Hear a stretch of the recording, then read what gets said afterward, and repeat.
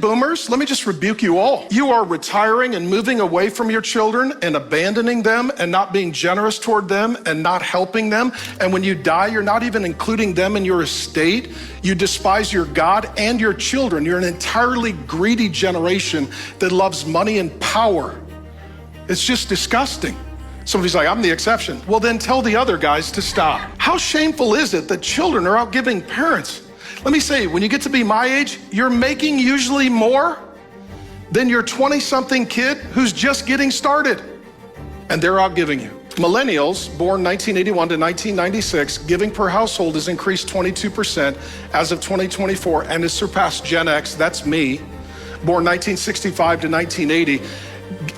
Millennials also report attending religious services more frequently, and 90% of millennials consider charitable giving essential. What this means is kids are out giving their parents. Should the rich give more than the poor in the church? Yes. Should the older saints who are supposed to be more mature give more than the younger saints? Yes. The least likely person to give, an older, rich Christian man. The least likely person to give. Don't just get angry about the government and the liberals and everybody who's racking up the national debt. First, just get a mirror and see how that guy's doing. See how that gal's doing. Before you do plank spec and start telling the universe and the government what to do, ask God, am I doing what I'm supposed to be doing? I don't know about you. I don't want somebody who is greedy trying to judge everyone else for being like them. Let me tell y'all something, man. The United States really could be on a good path. Could be, right? We really could experience what the American dream is for everyone. Everyone could experience this, but you know why we can't? You know why we probably never will, right? It's because of the boomers, man. I've been saying this for the longest. It's those god dang on boomers, the most selfish generation in history, right? They're the wealthiest generation in history, right? They own the most wealth in history. They own most of the stock market. They own most of the asset classes, right? They own damn near everything, right? And including still holding on to political power. Man, I guarantee America really could be something great, right? If the boomers really just change their mindset and change how they operate. But we know the boomers are stuck in their ways, man. They're not going to do a goddamn on thing. And these are supposed to be the most religious generation too. They're supposed to be the most, praise God, clap your hands, right? They're supposed to be the most religious generation, right? Supposedly, but they don't care about anybody. Right? All they care about. Listen, I say this before, right? When Elon Musk or Jeff Bezos, they come out with that Forever Live serum, right? Once they come out with that longevity serum, and listen, man, y'all better watch out, because the boomers really gonna be vampires at this point. They gonna make sure the world suffer, right? But in the United States case, they definitely gonna make sure everybody suffer and make sure they hold on to their make sure they hold on to their wealth forever, right? Boomers are the ones putting themselves in those little freezer containers, right? Right, you waking me up in 1,000 years, amigo. All right. Right, they putting themselves, right, because they the only ones who got the money to do something like this, man. Listen, let me tell you a little story, right? So my grandmother, when my grandmother passed, my grandmother owned 2 houses, right? She owned 2 houses. One, I'm guessing that she had in the long run her past house from a long time ago, and then she had another one which was her current one, right? When she passed, she did have a will, right? However, the family, instead of the family actually keeping those homes, right? And because one was like almost paid off, right? These homes could have stayed within the family. These homes could have been given to the younger generation in the family. These homes could have been used to jumpstart, right, the younger generation, right? But you know what the family did instead? Welcome to the Afterpill.co, your one-stop shop hub for everything that I offer. Whether you're here to book a one-on-one coaching call, join the Patreon community, explore Horizon Atlas, your relocation app, or access my latest content and resources. You'll find it all right here. Choose your path, take action, and start building the life you want. They sold it, right? And this was Gen X, right? This was Gen X. But it's probably because the boomer probably never gave them anything, never taught them anything. So their first mindset, oh, let's sell this for money, right? Let's sell this for money and we're going to pocket the money, right? In my honest to God opinion, I feel like once you reach a certain age, I believe when somebody like the grandparents pass, that wealth is supposed to be given not just to the children, right? Because y'all are already 40, 50 years old. It shouldn't just be given straight to the children. It should be given to the younger generation to help jumpstart their tuition, jumpstart school if they choose to go to it, right? Jumpstart, their business, their entrepreneurship journey, or what have you, right? Some stash away cash, for emergencies for years at a time, right? That's what it should be used for. But instead they chose to sell the estates and pocket the cash, right? Wealth gone just like that. 2 homes gone just like that, right? So not even just the baby boomers, right? Gen X is selfish as well, right? They have an instant gratification mindset as well, right? Because who in their right mind, right, would just sell the homes when this is wealth, right? This is wealth, and they chose to just get rid of it. Right. And this is why we're experiencing so many, Gen Z and millennials who have to go back home. They have nothing. Right. But think about all the wealth that has been accumulated in this country. It is concentrated to the oldest. Right. It's not concentrated to the youngest. Right. You got some young people who are making some money. You got some millennials who are making some money. You got some Gen Z who are making some money. But the largest percentage of people who are making money in this country, right, who have the most wealth is baby boomers, right? And this is why I believe that we will never be able to really experience the true American dream, because they are not concerned with passing on knowledge. They're not concerned with passing on wealth, right? It's one thing to just pass somebody something, but it's another thing to actually teach them how to do it themselves, right? They don't want to do any of it. They don't want to teach you anything, or, well, pull yourself up by your bootstraps. Okay, cool. Okay, cool. Because I guarantee if boomers were in the position that a lot of millennials and Gen Z are in, I don't think boomers will survive. I guarantee it, right? If they had to exist in a time period like this, right, where AI, robotics, right, automation, right, layoffs, right, a changing environment, a upside down economy, a completely different economy from their time period, right? We're not talking about the industrialization that they grew up in. No, we're in a whole different time period. They would not be able to survive. And then on top of that, they're still running the governments, most of the government, right? The important places in the government, and they're still trying to implement old law. This is exactly why the American dream is not going to really be experienced with the younger generation, and they're still holding on to power, right? You got people like you got these old hags in office, 1 foot in the office and 1 foot in the grave, can barely talk, right? These folks are 70, 80 years old. Why are they still in office? Why don't we have term limits? I, for the life of me, cannot understand that. Why don't we have term limits, right? These mofos want to get paid up until they dying day, until that longevity serum come out. I'm telling y'all, that longevity serum is coming, right? So I'm the first one that told y'all, don't be surprised when you got these vampires in office, right? And they live in the 200, 300 years old, right? And they hold in office for forever. You heard it here first. You heard it from the After Pill. You heard it from Tap First. But man, the country could be so good. The country could be so great, right? With all of the wealth, with all of the innovation that we have had in the United States of America, right? It is so unfortunate, right? It is so unfortunate to see so many young people hopeless, right? A lot of young people are hopeless, and guess what? The older generation, they're not gonna resolve the issues. They're not, right?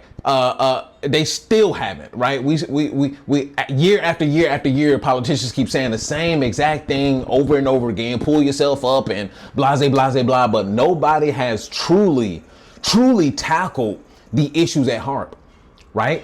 Nobody has truly tackled, the family dichotomy that is going on in the United States of America. Nobody has truly tackled, right, the political division. Nobody has truly tackled why young people are not invested in having children and becoming, families, getting married, whether we're talking about the women or the men. Nobody is truly invested in that. Nobody's truly invested in the young men becoming somebody and teaching them about the complete change of the economy, right? Because a lot of guys, they grew up thinking that, okay, well, I have blue collar, I have labor, I have this, I have that, but the economy is no longer the same. Relationships are no longer the same. Nothing is the same, right? Shouts out to Drizzy Drake, right? Nothing is no longer the same. So they've been taught this one way of thinking, right? And then not understanding how to really, adjust themselves in a new economy. And man, it's sad.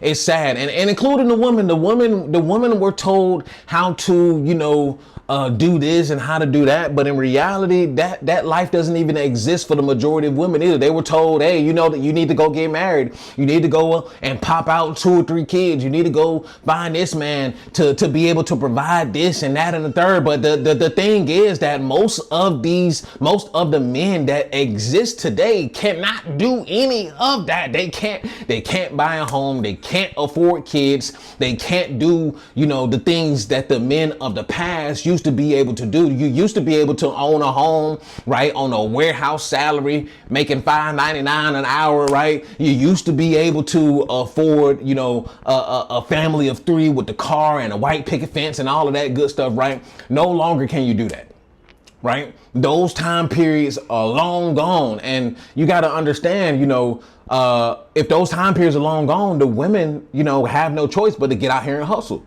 Right? Whichever way that may be, right? So you can't really even blame the women because, right, if you want true leadership, then leadership has to step up to the plate. But when you don't have leaders leading the potential leaders, then you get chaos and destruction. Right. And that's exactly what we're seeing right now. We ain't doing nothing but seeing chaos and destruction. The chicken heads running around like, chickens with their heads cut off. You got undesirable men. Most of the men who exist today are undesirable. They want to live simple lives. These niggas want to live simple lives, but we no longer stay in a simple economy. We no longer stay in a simple environment. Right. So you want a simple life, ninja, but life ain't simple, right? So you keep thinking, I'm just gonna, I want the simple things in life. I'm a simple guy. Then your ass gonna live a simply undesirable life, because life is not set up for simplistic shit, right? Life is very complex. The economies are very complex. Right? We no longer stay where you just, go to work your little 7-8 hours and then go home.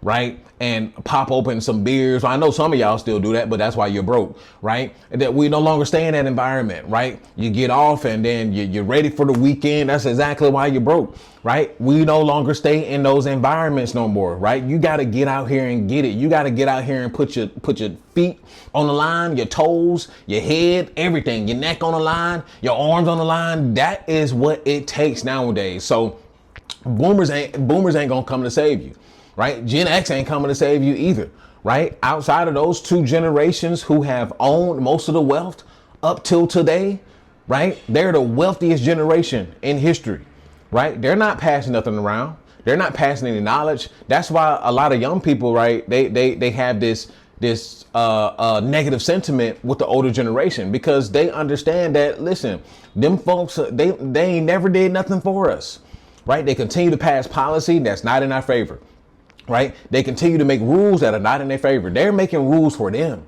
right? When they passing policies, when they're making the rules, they're thinking about themselves. Them folks are not thinking about their children. They're not even thinking about their children. They're not thinking about the younger generation that has to exist well after they're gone. They're not thinking about none of that, right? So a lot of young people, once they get where they get, they're not thinking about the elderly. That's why, when C-19 happened, a lot of young people, they weren't wearing a mask, right?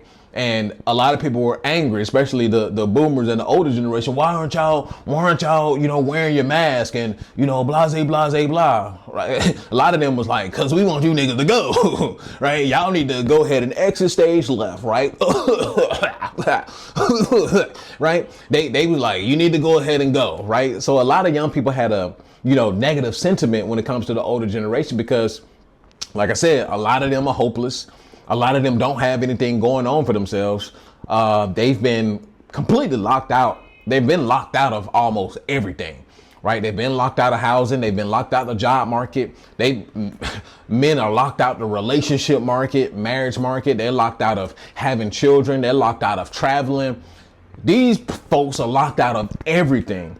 So you got to understand, you know, a lot of people are angry.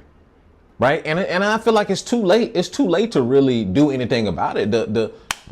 Listen, it's too late to do anything about it. Right. The train is taking off now. Right. The rocket is taking off now. Like, can we really reverse this? If we can actually reverse what's going on. Right. This is going to be another 50 years to correct this. Right. Because you got to correct the whole mindset. You got to correct the whole, you know, you got to correct the whole way of thinking, right? You got to correct this has to start with a new generation because you're going to have a lot of people who are still stuck in their ways, right? Not really intend on changing. You're going to have a lot of people like this. So man, listen, man, I understand. I get it. Right? Yes, we have to work hard, right? Younger generation need to work hard and you know, work smart for the most part. Work smart, not hard, but got to still put in a little work. Still got to put in a little sweat equity. But as far as the older generation, man, shouts out to y'all, man. Shouts out to the older generation for never doing anything. Shouts out to the older generation, you boomers, you Gen Xers. Shouts out to y'all for leading y'all children, right, to the abyss, Ninja, right? Shouts out to y'all for leading the country into the abyss. Shouts out to y'all, man. Clap it up, man. Clap it up. Shouts out to y'all. So if you're ever wondering, you know, well, why won't they do this? Why won't they do that? Because they're thinking about themselves, Ninja. That's why. They're thinking about themselves. They're not thinking about you. Right? They're not thinking about the younger generation. They're not thinking about what can happen to the younger generation. If anything, they're speeding this bad boy up. They're speeding up the gap. Right? They're speeding up this, right, man? It's diabolical. But anyway, the after pill is the ideology. The escape blueprint is the framework. And PFP life is how you should live in purpose, in freedom, and in power. I see you guys in the next video, and I see you guys on the Patreon. Peace.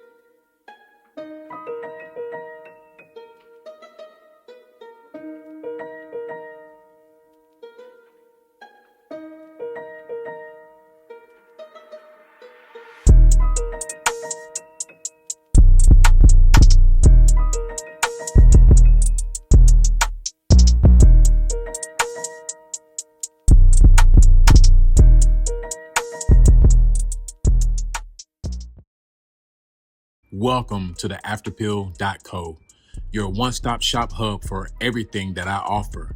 Whether you're here to book a one-on-one coaching call, join the Patreon community, explore Horizon Atlas, your relocation app, or access my latest content and resources, you'll find it all right here. Choose your path, take action, and start building the life you want.